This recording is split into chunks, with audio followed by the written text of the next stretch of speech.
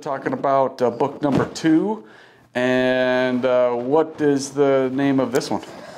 So this one is Rape, Pillage, or Murder. And again, this was, something that we used to say, to my mother when she was getting ready. My sister Diane started that. She's older, and, so we would be very sarcastic to our mother. So, yeah. So that's what we used to say. And show it. Let's put it up here. If you want to show it to the camera, let's see if we can get a really good shot of it with you. And that's really good. Yeah, good. Okay. Okay. And there are like 190 cases or more, because I'm still going to therapy and I'm still getting memories. So, yeah. But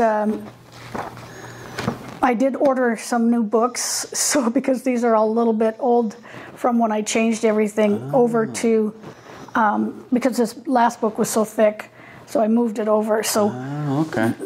This is, I'll get them tomorrow. So. Oh, good. Okay. So next time we'll talk about number 3. And then we'll just kind of go. And if we need to cover more things, more about each book, then we can come back and do that. But if we kind of give a quick synopsis, I guess, of each one first, and then we'll do that. So the second book, what in kind of an overview, what is it? It goes by age, and so the first one goes by 6 or 7 years old, depending on where I cut it off at. But I don't know where I put my glasses. You can put it on that's fine. So. Depending on where I cut it off at, I got to get the books to see what I did. I did it several years ago, so I can't even remember what I did. But I had these, and I a little bit outdated. So, you remember kind of an overview, or does any of that stick in your head? Okay, from this age, which age is? So this is from which age to which age? This one is from 7 years old to 11 years old. But I don't know what I changed it to, in the new books. I'll see that tomorrow. Okay. And this is from 1962 to 1967, and then 19 murder cases. And this was in Minot, North Dakota, Vandenberg Air Force Base, and Lompoc, California. Okay. So I just go. Each book goes by my age and by the cases. And from that reading that little bit right there, does that ring any bells about anything in particular? If you had to think about it, you mean what to talk about, or what the book is about, or does anything stand out, or is it kind of all? Well, it's just it's my daily life. Yeah. But it's not daily life, but the traumas. Yeah. But and I try to break it up with having a few things after each memory to kind of break it up. Yeah. So it's not so heavy. Yeah. But just different cases and different things that happened in North Dakota and Lompoc and Vandenberg Air Force Base. So. Okay. And they, my father wasn't really active until this book here. The next book. Yeah. Okay. So this is still. Introduce him in the next book, and so from the first and second book, it's just your mother for the most part. A few things with my father, but mostly my mother and her rampages. She would just get so triggered and maybe remembering things that happened to her when she was a kid. I don't know what she was. Triggered about. If my father told her that she couldn't spend money, that was a big trigger. And then she would just go in a rage and then go try to find it, for whatever she wanted. Oh, yeah, and that's where the prostitution came in, I guess. So that's how she got it the quickest, I guess. Or, I guess... Well, she would do, vary it, and so sometimes... And I laugh sometimes nervously because it's not funny. But, right. But, so she would... I don't know. Sometimes she said she looked in the newspaper, for like widows or, someone that had died or something like that. And I think at the time they actually gave the address, or I don't know. Yeah, probably. Yeah. You remember all the phone books? You could look up anybody's name and address just like that. So. And I was like 8 by the time I realized that she was doing that. But so, I had no idea that she was planning things that... that much. I didn't realize she was doing that. But most of the time it was just random. Go to a mall or go, a strip mall or go to, someplace and hang out or a park or something, and you know. But if she wanted money, a lot of the time she just would look for an old man that she could kill, and so they used to, you know, have to be feeble, and so she could overpower them. If they were too strong, she couldn't overpower them. She always carried a knife in her purse, and she would go lure them in and say, either pretend that she was going to clean their house, and she would always have us with her, you know, like me or my younger sister or my older sister. Once I was, you know, my sister was in school and I was the only one home. I was the one who she took with her. Then I had, you know, my baby sister, and then she was taking me and the baby. And so she would lure them in with us. Yeah, who's going to suspect anything, you know? Clean the house, you know. 2 kids. What's going to go? What could go wrong? Or you know, she said, I just need to make some money because, you know, whatever excuse that she had, and then, you know, she would wiggle her shoulders. You know. So, you know, so she would just get them interested, and then take them home and say she needs the money up front, and then she would, if they would look where they would hold the money, or if they had it in their pocket, then she would stab them. Oh, so she wouldn't even do the work?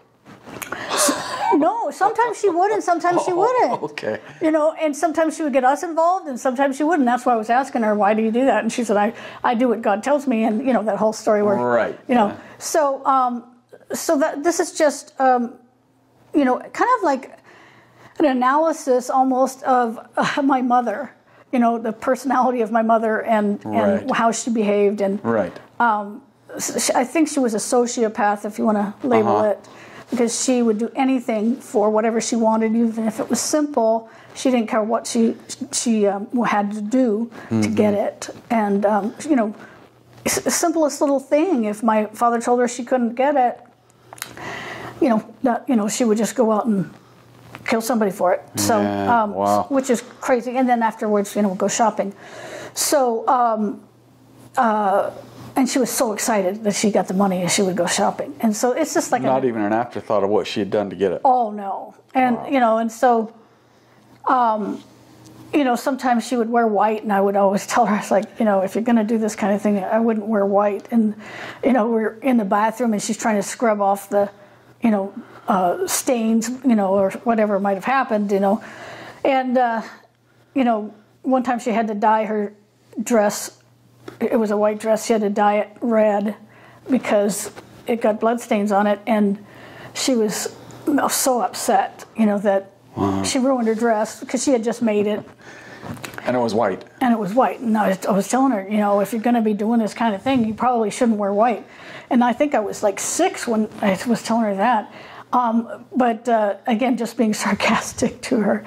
But I remember her so upset because it didn't dye right. It was kind of blotchy. And I was sitting outside, and it's like blowing in the wind on the line, you know, on the clothesline. And I was just like I said, like 6, going, oh my gosh, you know, how are we going to get out of this? You know, how is she going to ever stop? And then just, you know, until I was 16, you know, that, you know, happened. And it's different things. Like sometimes it's different than just the different things that my mother was doing. Like this one is about my sister and her having a party. You know, the whole party thing, and you know how I was feeling about that. And so let me ask you real quick on your grandparents, though. Do you one of your books talk about your grandparents? Off and on, you know, throughout all the books. You know, so we'll have to talk about that because you mentioned a little bit to me off camera about that. So I mean, they were a big influence on your mom, I guess, because that's pretty much where she learned it all. Is that right? Yeah, but I don't know which book because usually she would tell me something about them, and then you know. It could, you know, wherever she told me about them, then that would be where it would be. So, but she was telling me that, and luckily she was verbal. I mean, she told me everything, and so that's why I've got all this material, because she told me everything. But she was a pathological liar, so it's really hard to say what was true and what wasn't true. But you saw enough to know that, you know, it was more than likely true if it was concerning. And if she said it more than one, well, more than 2 or 3 times, the same. then I kind of figured that it must be true. Yeah. But you never know. But the things that I witnessed, then those are the things that I know for, that not for a fact, but that I feel is a fact. Yeah. So because each person has a different opinion of what might have happened, but okay, so should we do the reading roulette? I'll do it. You want to do it? Yeah. Okay, so this is the reading roulette. So let's try this page. Page 343. Father came back and had changed his clothes and taken his hat off and had a smile on his face. He untied my legs and arms and laid me on the bed and used one of the fabric strips to tie one of my ankles to the leg of the metal bed frame and tied the other around the other side. My hands were free. I could have hit him, but I didn't. I just lay there again in a stupefied daze. When he saw my female parts, his face changed to concern, and then he looked up at me and stood up. Who did this to you? I answered. Mom. He didn't say anything, and he left the room and brought Mother back. Look at this. Who did this to her? She denied. I didn't do that. He asked, who did then? She lied. I don't know. He yelled, oh, come on, Nancy. You had her strapped up. She shook her head. Well, I didn't do that. He grumbled. Well, I think you may have had a man over here. That's the only way this could have happened. He looked at me and my eyes and made my eyes go up so he knew that was right. A man did do it. He screamed, what? That's what happened. You had a man over here. Yeah. Okay. Wow, that's great. Wow. No, that was, quite the scene. But they're fighting over, because my mother had me molested, and he's going to molest me, and he's mad because she had me molested. Wow. And so, and then. Was that for any money? For when? Right. Okay, so prostituted you out, right. I guess. Okay, yeah. Right, but. Raped, I guess we could probably. Yeah, and that's the title. Yeah. Oh, and that's what. Okay. Yeah. And so she had gone to the guy's house, so it wasn't at our house. But when she came home, she was so upset at me that she tied me up, and so then he came home and saw me. Why was she upset with you? That's what she wanted, right? Well, she always was upset at me because she was always there with me when when this stuff was happening. So she would get jealous, and I mean, this is like a wacko. Yeah. And this happened to her when she was a kid, but she would set me up, and then she would be mad and jealous that the guy liked me more. Oh, wow. And in this particular situation, I was probably 8. 8, okay. And just to kind of review, this is from age what to what? The book, probably about 7 to 11. The book is 7 to 11. Okay, yeah. So this is right when you're maybe, I guess prepubescent. I don't know. Yeah, 8 is a real tough age. Yeah, I mean, every age is tough, but this was actually the colonel, and he wanted to take photographs. And the colonel is who? The colonel on base. We were on base. Oh, and so your dad and the colonel on base.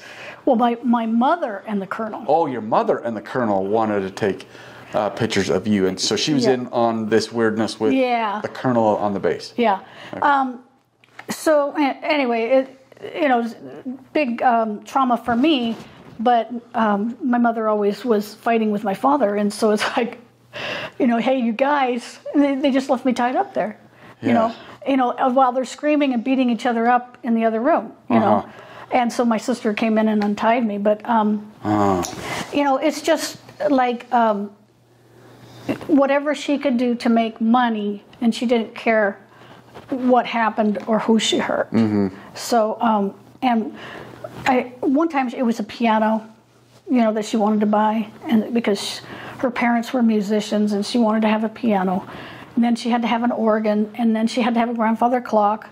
So when she wanted to get these big things, my father would say no, and then so she would go try to get them herself. So, she for the pictures, she got a lot of money for the pictures. So. Oh, so that's why he wanted to get. Oh, okay. Well, yeah, that's why he wanted to take. Because she would sell the pictures to him. Well, the guy took the pictures, and he had the camera, and he took the pictures, and so he. Oh, I got you. He gave her money. Okay. So the colonel. The colonel. Oh, okay. Wow. Yeah, and so. Wow. Yeah, that was. I mean, that's just one rough time, but this particular one wasn't a murder case. But it was still pretty serious. Yeah, I mean, that's very serious stuff. Yeah, and it's just kind of me working through my trauma of the different things that came up. And so, over the years, when they would come up, I would write them down, type them up, put them in the book. And then I went back and tried to take some of the harshness out. Yeah. And then somebody said, well, now we don't understand the story. You've taken the details. Everything that what happened, really what happened. And we can't understand your trauma. And so it's like, I don't know what to do. Should I leave the harshness in or should I take it out? So, yeah. But it's like you got to take your time. If you're going to read it, you got to take your time. Yeah. And process it. But it does. I felt like if it does help people maybe remember their own trauma, or something like that. So if you do have something like that, you would have to maybe be seeing a therapist. Definitely, yeah. If you're going to bring it up and be reminded of it, definitely go see someone to help you process it. Yeah. And so each of the cases or each of the chapters, you do what at the end? Well, it's how I remembered it was. Did I hold on to that one that you were just reading? Let's see. So when and how, I remembered it. So let's see if this was the same one. I don't know if I said the number. It was like 386 or something like that. Which 340s? Maybe 346. I think you grabbed it from me. Is that the same one? Hard to say.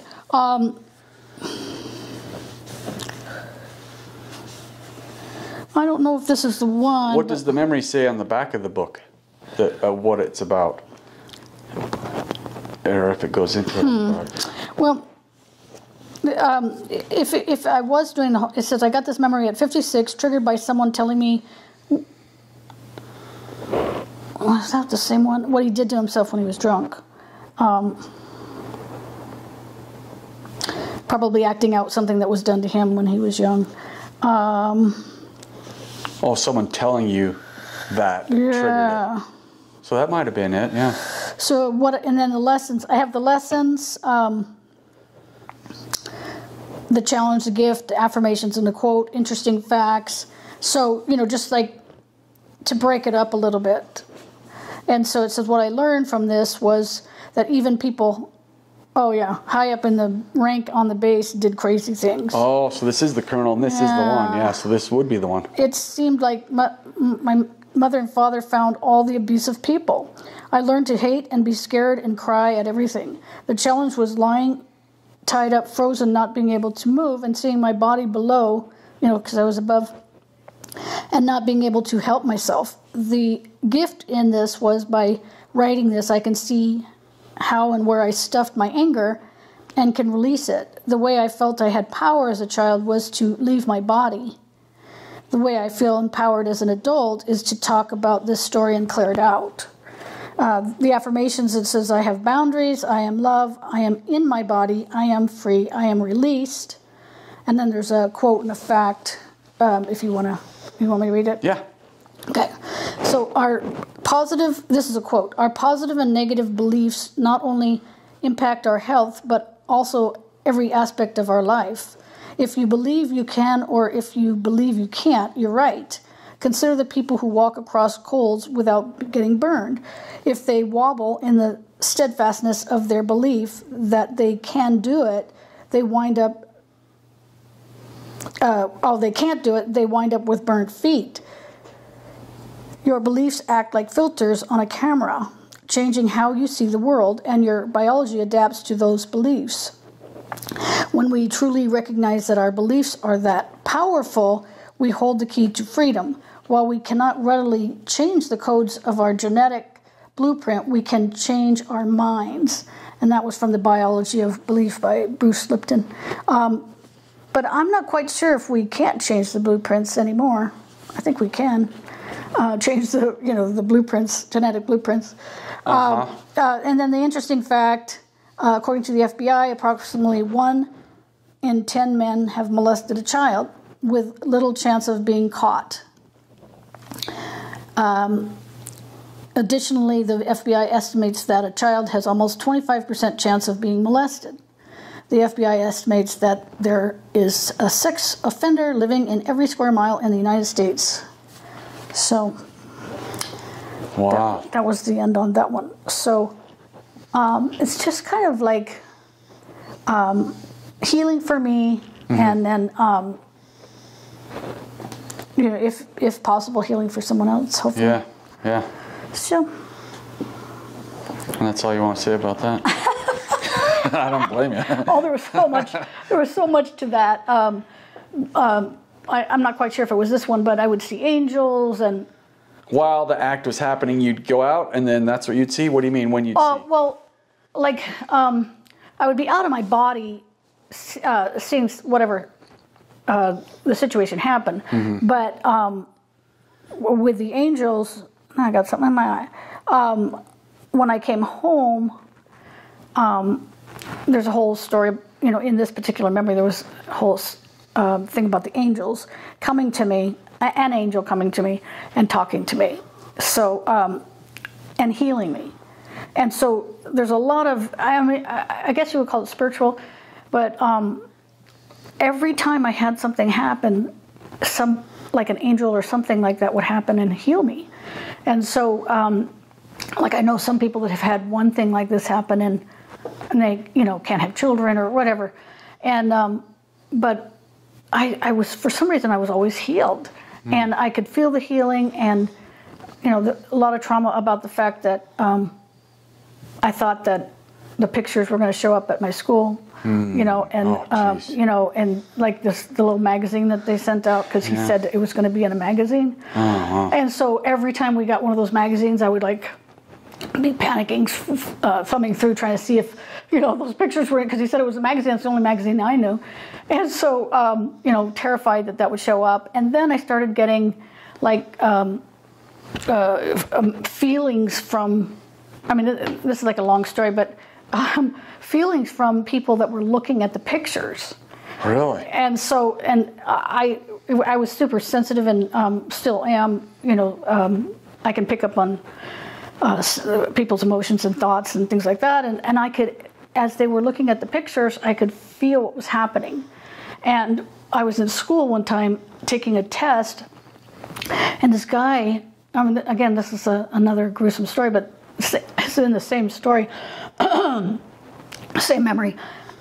He was looking at the pictures, he was hating himself, and then he hung himself in the garage with the pictures, with the manila envelopes on the ground. And so I went to my teacher and I said, I think he just hung himself. And she's like, who? I was like, I don't know. I see him hanging. And so my teacher was, telling me that she thought I was gifted, that I had, I don't know what it calls, like a sixth sense or whatever you would call it. And she's like, and I told her about the situation and what I saw, and she said, I didn't tell her about what the pictures, and she didn't understand when I said pictures, she didn't understand what I was talking about. Yeah. But she said, well, if he's hanging, he's already dead, there's nothing you can do about it.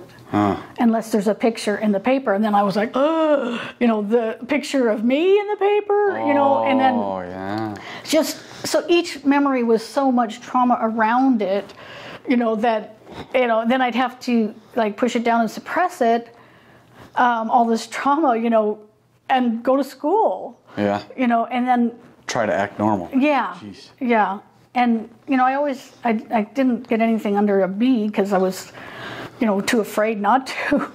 So, it's like trying my hardest to do well and to never do anything wrong at school. Yeah. And, you know, so yeah, and so my teacher was supportive, and I told her I saw an angel, you know, that was healing me, and she asked me later, you know, have you seen any more angels and that kind of thing. So she was very helpful and very supportive. But it happened. Do you ever share with her any of the other details of it? Yeah, not of the pictures and not of the. What had happened to you? No, So sharing no. that with other people. I guess you mentioned that you've tried to, but they didn't believe you. But with her, in this particular case, you didn't share what had happened to you. No, I didn't tell her that part because Yeah. I was always threatened, you know, that I can't talk about what happened. Yeah. But From some your of the parents. but some of the pieces I could tell, but some of them I couldn't. And then my mother was always called to the school, and the teacher talked to her, and you know, she would say I'm a liar, or you know, whatever. And you know, she's just a kid, you know. yeah, I don't know what she's talking Big about. imagination. And then my mother would get to the car, and the janitor was walking her out, and it was, you know, a guy, and she gets in the car, and she says, well, you know, all this trauma about me, all the pictures, all this stuff that I'm going through, and she's like, well, it wasn't a bust, I got the guy's phone number, the janitor.